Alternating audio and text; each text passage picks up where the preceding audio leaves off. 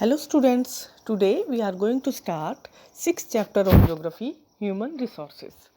इस लेसन में हम रीड करेंगे व्हाट इज़ ह्यूमन रिसोर्सेज, क्या है, distribution of population, most populous country के बारे में हम रीड करेंगे, इमिग्रेंट्स, इमिग्रेशन के बारे में हम रीड करेंगे, pattern of population change, population composition और फैक्टर जो है वो इफ़ेक्ट कैसे करते हैं किसी भी पॉपुलेशन को डिस्ट्रीब्यूशन में, और पॉपुलेशन पिरामिड, ये टॉपिक है वो हम इसमें डिस्कस करेंगे। ठीक है, तो सबसे पहले हम ये रीड करेंगे कि पॉपुलेशन क्या है, यानी ह्यूमन रिसोर्सेज क्या है। कि हमने पहले के जो लेसन थे उसमें रीड किया था कि नेचुरल रिसोर्सेज के बारे में हमने डिस्कस किया था कि कौन कौन से हैं, और ह्यूमन रिसोर्सेज क्या है कि वो आज हम इसके बारे में रीड करेंगे कि ह्यूमन रिसोर्स क्या है। People are nation's great resources. ठीक है, तो इसमें क्या है, ह्यूमन रिसोर्सेज क्या होंगे कि जब हेल्दी, एजुकेटेड और मोटिवेटेड जो पीपल हैं वो डेवलप करेंगे रिसोर्सेज को एज़ पर देयर रिक्वायरमेंट्स, यानी उनमें एबिलिटी है, उनकी डिमांड है, हेल्दी है, एजुकेटेड जो लोग हैं वो ही एज ए ह्यूमन रिसोर्स बन सकते हैं। Human resource are like other resources are not equally distributed over the world. जैसे कि हमने पहले भी रीड किया था कि नेचुरल रिसोर्सेज जो है पूरे वर्ल्ड में एक जैसे इक्वल डिस्ट्रीब्यूटेड नहीं है, यानी कहीं पर ज़्यादा नेचुरल रिसोर्सेज है, कहीं पर नहीं, कम है। उसी तरीके से ह्यूमन बीइंग जो है, यानी ह्यूमन रिसोर्सेज जो है वो भी अनइक्वली डिस्ट्रीब्यूटेड है। मतलब कि उनका एजुकेशन लेवल क्या है, एज क्या है, ये नंबर ऑफ जो करेक्टरिस्टिक्स हैं वो ये चेंज होती रहती है। तो इस तरह से कि ह्यूमन बीइंग जो है, ह्यूमन रिसोर्सेज वो भी अनइक्वली डिस्ट्रीब्यूटेड है। उसके बाद आपका टॉपिक है डिस्ट्रीब्यूशन ऑफ पॉपुलेशन, कि पॉपुलेशन का डिस्ट्रीब्यूशन किस तरह से है, यानी the way in which people are spread across the earth surface is known as the pattern of population distribution. अब इसमें क्या बताया कि मोर देन 90% जो वर्ल्ड पॉपुलेशन है वो वर्ल्ड के 10% लैंड सरफेस पर रहती है।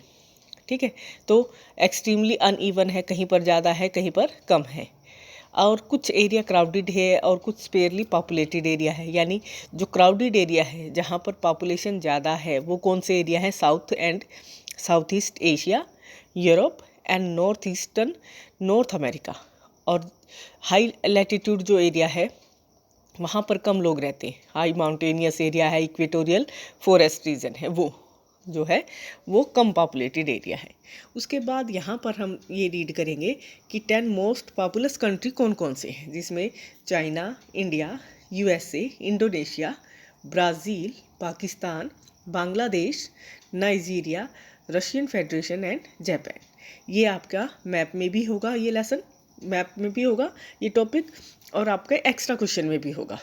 इसमें लिखा हुआ ना वर्ल्ड मोस्ट पॉपुलस कंट्री, ये आपका इम्पोर्टेंट क्वेश्चन है। उसके बाद नेक्स्ट आपका जो टॉपिक है वो है डेंसिटी ऑफ पॉपुलेशन, जनसंख्या घनत्व जिसको कहते हैं। Population density is the number of people living in unit area of the earth surface. It is normally expressed in पर स्क्वायर किलोमीटर, यानी एक स्क्वायर किलोमीटर में रहने वाले लोगों की संख्या एवरेज जो निकाली जाती है, और वर्ल्ड की जो एवरेज पॉपुलेशन वो है 51 पर स्क्वायर किलोमीटर, 51 पर्सन पर स्क्वायर किलोमीटर। ठीक है, तो साउथ सेंट्रल एशिया जो है हाईएस्ट डेंसिटी ऑफ पॉपुलेशन है। अब यहाँ हम इंडिया का अगर रीड करें तो इंडिया की एवरेज पॉपुलेशन डेंसिटी कितनी है, 382 पर्सन पर स्क्वायर किलोमीटर, यानी एक स्क्वायर किलोमीटर में रहने वाले लोगों की संख्या को हम पॉपुलेशन डेंसिटी कहते हैं। उसके बाद नेक्स्ट जो टॉपिक है वो है factor affecting distribution of population, कि कौन कौन से फैक्टर हैं जो किसी भी पॉपुलेशन को डिस्ट्रीब्यूट करने में इफ़ेक्ट डालते हैं। तो यहाँ हम रीड करेंगे ज्योग्राफिकल फैक्टर, उसके बाद social, cultural and economic factors.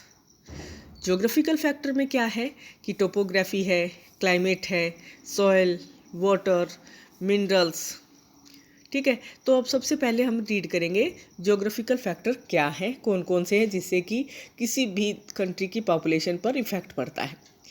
People always पहले है topography. People always prefer to live on plain rather than mountains and plateaus. क्यों? क्योंकि प्लेन एरिया पर जो फेवरेबल जो कंडीशन है उनको रहने के लिए, कि फार्मिंग कर सकते हैं, इंडस्ट्रीज़ है, सूटेबल है, ठीक है, और इसी वजह से वो इस एरिया में ज़्यादा प्रेफर करेंगे, यानी प्लेन एरिया में रहने पर ज़्यादा उन्हें बेनिफिट होगा। जैसे Ganga plain are the most densely populated area of the world, जबकि वाइल माउंटेन्स जो कि एंडीज है, एल्प्स है, हिमालयाज आर स्पार्सली पॉपुलेटेड। ये कम एरिया है पॉपुलेशन का, यानी माउंटेनियस एरिया पर लोग प्रेफर कम करते हैं। उसके बाद है क्लाइमेट, कि क्लाइमेट कैसा है, कि अवॉइड एक्सट्रीम क्लाइमेट कंडीशन, कि ज़्यादा ठंड है या ज़्यादा गर्मी है उस एरिया में लोग अवॉइड करते हैं, ठीक है। उसके बाद आपका आता है जैसे सहारा डेजर्ट का है, सबसे हॉट डेजर्ट एरिया है सबसे पार, और उसके बाद पोलर रीजन जो रशिया के पास है, कनाडा और एंटार्क्टिका के पास है। ये ऐसे रीजन है या जहाँ सबसे ज़्यादा ठंड या सबसे ज़्यादा गर्मी होती है, उस एरिया में लोग अवॉइड करते हैं। नेक्स्ट टॉपिक है आपका soil. Fertile soil provide suitable land for agriculture, कि फर्टाइल ज़मीन जो है, उपजाऊ जो ज़मीन है, वो एग्रीकल्चर के लिए बेस्ट है। और गंगा ब्रह्मपुत्र एरिया जो प्लेन एरिया है, फर्टाइल एरिया है वो, ठीक है। हवांग ही है, चांगजियांग इन चाइना में है, नाइल जो है वो इजिप्ट में है, जहाँ पॉपुलेशन ज़्यादा है। यानी सॉइल, अगर मिट्टी अच्छी है, फसल अच्छी होगी, उससे रिलेटेड जो है वो इंडस्ट्रीज़ भी इस्टेब्लिश होंगे, लोग काम करेंगे, उसके आसपास रहेंगे, तो इससे जो जनसंख्या है, पॉपुलेशन, वो बढ़ती जाएगी। नेक्स्ट है water. People prefer to live in area where fresh water is easily available. हमने इंडस वैली स्टार्टिंग में रीड किया था 6th क्लास में भी, कि इंडस वैली सिविलाइजेशन है, हड़प्पा सिविलाइजेशन है, जो रिवर्स के पास ही सेटल हुई, ठीक है। तो यहाँ पर वही है, रिवर वैली जो है डेंसली पॉपुलेटेड एरिया है। नेक्स्ट है minerals. Areas with mineral deposit are more populated. Diamond mines of South Africa and discovery of oil in the Middle East lead to settling of people in this area. यानी minerals ज़्यादा हैं जहाँ पर, उनको निकालने का, उससे रिलेटेड जो इंडस्ट्रीज़ है उसको इस्टेब्लिश करना, ठीक है, तो वहाँ पे लोग जो है वो डेंसली पॉपुलेटेड एरिया होगा, क्योंकि मिनरल्स निकालना, उससे भी लोगों को काम मिलेगा, फिर उसको रिफ़ाइन करना, फिर उस रिफ़ाइन से जो है इंडस्ट्रीज़ जो इस्टेब्लिश होंगी वहाँ पर है, तो इससे मतलब रिलेटेड जो एरिया है, यानी मिनरल्स जहाँ ज़्यादा होंगे, पॉपुलेशन भी ज़्यादा होगी। नेक्स्ट है social and cultural economic factor. इसमें क्या है कि सोशल, यानी जहाँ हाउसिंग, बेटर हाउसिंग फैसिलिटीज़ है, एजुकेशन है, हेल्थ फैसिलिटीज़ है, वहाँ पर जनसंख्या ज़्यादा होगी, कि लोगों को जो बेसिक जो एमिनिटीज़ है वो अगर मिलती है तो वो एरिया ज़्यादा बेस्ट होगा उनके लिए। उसके बाद नेक्स्ट आपका आता है कल्चरल, जिसमें कि कल्चरल सिग्निफिकेंट, यानी जो एरिया ऐसा है जहाँ सांस्कृतिक गतिविधियाँ हैं या रिलीजियस प्लेसेस है, जैसे यहाँ पर हम वाराणसी का एग्जांपल दे सकते हैं, जेरूसलम है, वेटिकन सिटी है, ये ऐसे एग्जांपल हैं जहाँ कल्चरल एक्टिविटीज़ जो है रिलीजन से रिलेटेड जो है वो ज़्यादा है, और इसी वजह से उस एरिया में लोग ज़्यादा होंगे। नेक्स्ट है आपका इकोनॉमिक। इसमें क्या है, industrial areas provide employment opportunities, यानी अर्थव्यवस्था, आर्थिक स्थिति जहाँ पर अच्छी होगी, यानी लोगों को जहाँ रोज़गार मिलेगा इंडस्ट्रियल एरिया में, वो सबसे ज़्यादा पॉपुलेटेड एरिया होगा, ठीक है। जहाँ लोग उस में काम करेंगे, वहाँ उसके आसपास ही रहना उन्होंने शुरू कर देंगे।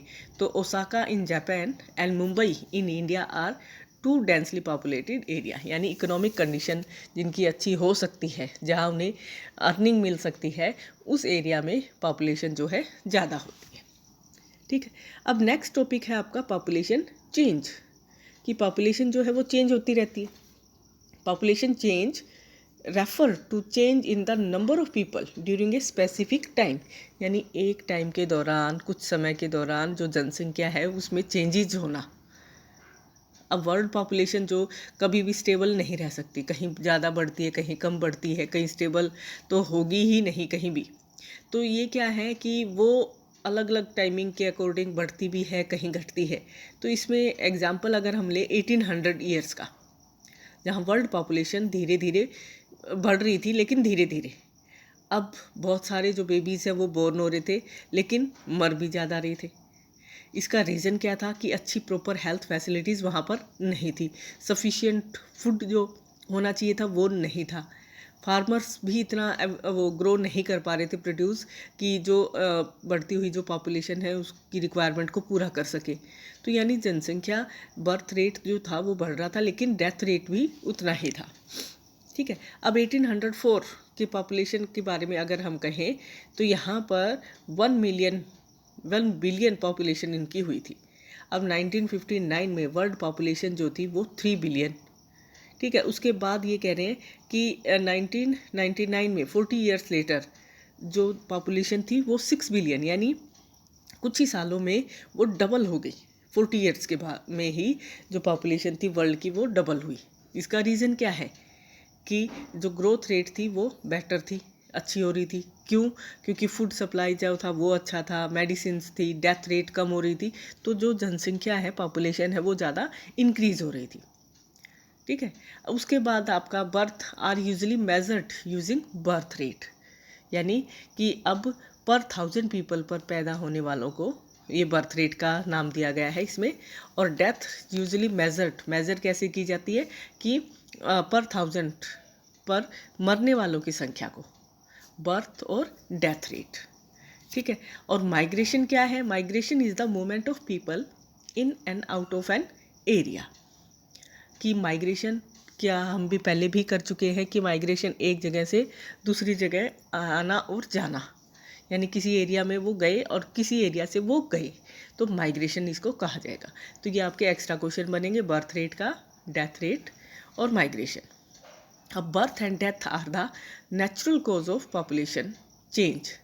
ये तो है कि जहाँ जनसंख्या ज़्यादा कहाँ होगी, जहाँ बर्थ रेट ज़्यादा है, डेथ रेट कम है, यानी बर्थ और डेथ रेट के जो डिफरेंसेस हैं वो आपके जो है पॉपुलेशन चेंजेस का नेचुरल रीज़न होगा। यानी the difference between the birth rate and death rate of a country is called natural growth rate. उसको नेचुरल ग्रोथ रेट कहा जाएगा। ये आपके एक्स्ट्रा क्वेश्चन होंगे और next topic we will discuss in next video. Thank you बेटा।